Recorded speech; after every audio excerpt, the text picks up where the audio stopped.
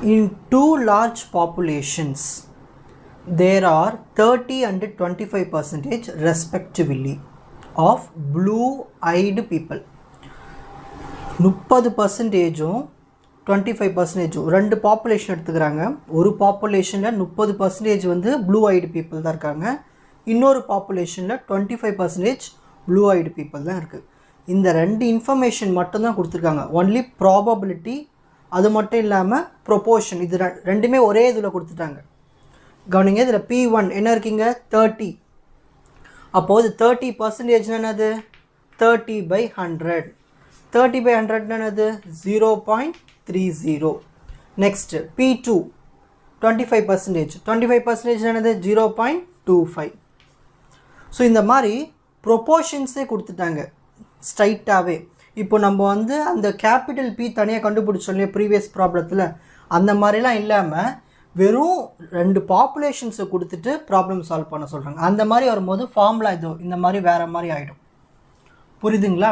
சரி, இப்போ Q1 Q2 கண்டுபிடிக்கணும். என்ன பண்ணணும்? இதை 1ஆல் மைனஸ் பண்ணணும். 1 - 0.30 0.70. Q2க்கு P2வை 1ஆல் மைனஸ் பண்ணணும். 1 - 0.25 0.75. N1 in this difference likely to hidden in the samples of 1200. இந்த 30% வந்ததில்லை, அது எதுலேருந்து வந்ததுன்னா 1200 சாம்பிள்ஸ் எடுக்கும்போது வந்து தான். 900 சாம்பிள்ஸ் எடுக்கும்போது 25% வந்து தான். அப்போ N1 எவ்வளவு 1200, N2 எவ்வளவு 900. நெக்ஸ்ட் கொஸ்டினில் எவ்வளோக்கு டெஸ்ட் பண்ண சொல்லியிருக்காங்க? எதுவுமே சொல்லலைன்னா எப்பயுமே 5% எடுத்துக்கணும். 5% எடுத்து நம்ம ப்ராப்ளம் சால்வ் பண்ணணும். சரி, நெக்ஸ்ட் நம்ம அசியூம் பண்ண போகிறோம் நல்ல ஹைபோதேசிஸ் ரெண்டுமே ஈக்குவல்னு முதல்ல சொல்லிடுறோம். P1 P2 ரெண்டு ப்ரொபோர்ஷனுமே சரி, ரெண்டு பாப்புலேஷனுமே. கொஸ்டின் என்ன கொடுத்துருக்காங்க இங்கே? டிஃபரன்ஸ்.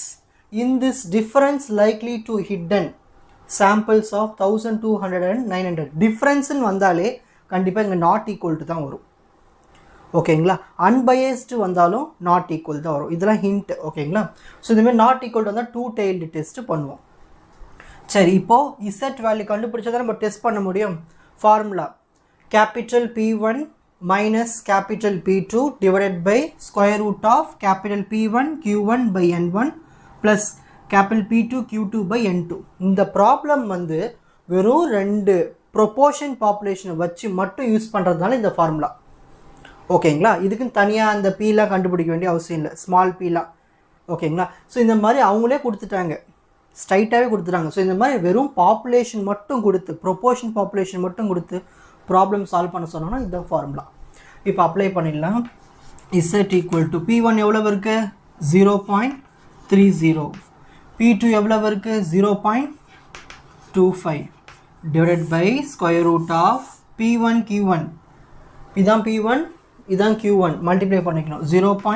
இந்த 0 போட தேவையில்லை, 0.3 இன்ட்டு 0.7 பை N1 என்ன இருக்கீங்க 1200 plus P2 Q2 0.25 0.75 0.25 divide by N2ஓட வேல்யூ எவ்வளோ இருக்குது 900.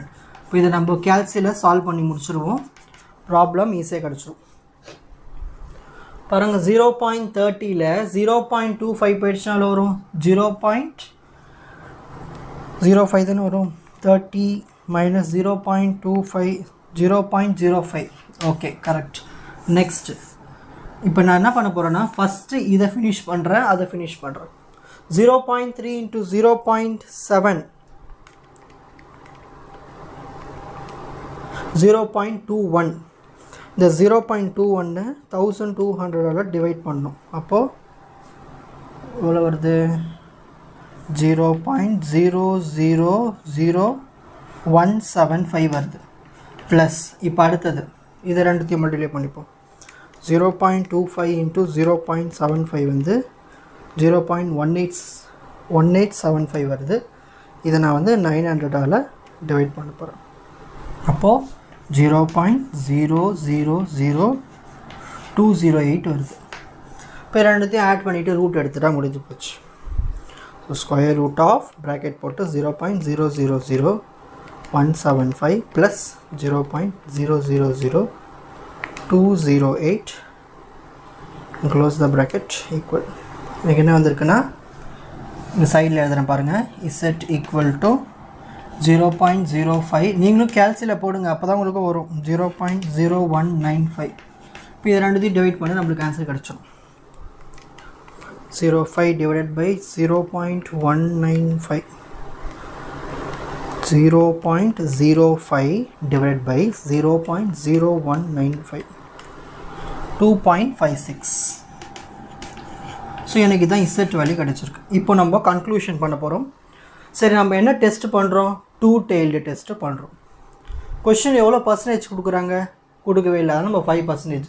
ஸோ ஒரு டூ டெய்ல்டு டெஸ்ட்டுக்கு 5%ஓட டேபிள் வேல்யூனா 1.96 நம்ம கண்டுபிடிச்ச வேல்யூ இசட்னு வந்திருக்கு 2.56 இப்போ நம்ம கண்டுபிடிச்ச வேல்யூ அதிகமாக இருக்குது ஸோ அதனால் நம்ம என்ன பண்ணணும் இந்த நல்ல ஹைபோதேசிஸை ரிஜெக்ட் பண்ணிடணும் எப்பயுமே நம்ம கண்டுபிடிக்கிற வேல்யூ அதிகமாக இருந்துச்சுன்னா ஹைபோதேசிஸை ரிஜெக்ட் உங்களுக்கு இந்த கண்டென்ட் ஈஸியாக புரிஞ்சிருக்கும்னு நினைக்கிறேன் வாட்ச் அதர் எபிசோட்ஸ் இன் த appropriate playlist Fauji silver academy strength success clarity வணக்கம்